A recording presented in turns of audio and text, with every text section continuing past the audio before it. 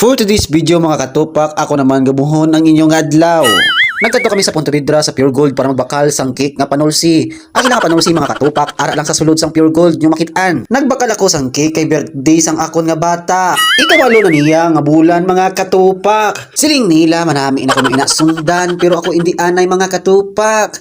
Abi nyo, manami lang kung may bata. Manami kung may bata. Kung may ara ka mo inugbakal nga gatas nila.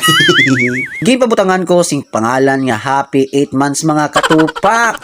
Kadamo sa ilang mga cake diri mga katupak. Diri nyo makita sa tubang sang Pure Gold sa sulod. Kani kung gusto magbakal, kadto na kamo diri. Sang nakabakal na kami mga katupak, naghapit na kami sa sulod sang merkado para magbakal sang baking soda nga ginpabilin sa akon asawa.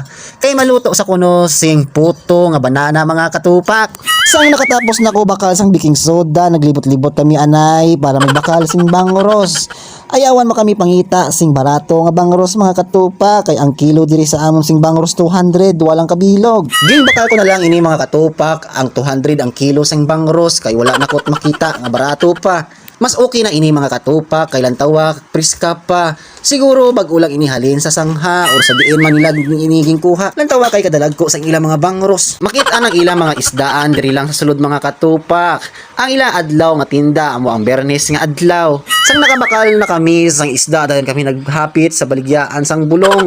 Kay mabakal ako sang cetirizine kay akon allergy nagtukar naman mga katupak. Sang nakabakal na ko sang bulong dayon kami nagpuli mga katupak. Gani mga katupak, please follow my Facebook page and paki-share at paki-like sa akon nga video. Kag thank you so much sa pagsubaybay sa akon nga video adlaw-adlaw mga katupak.